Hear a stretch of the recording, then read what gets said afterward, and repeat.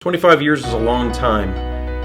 Sometimes we don't sit back and smell the roses because we're not focused on the last win, we're focused on the next win.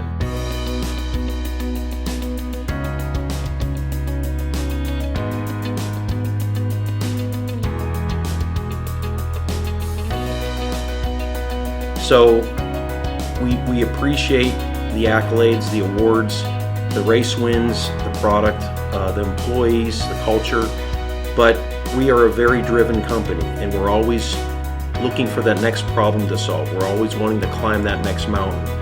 So I think if you look at our company, we're not a company of these are our achievements and we're not looking for pats on the back.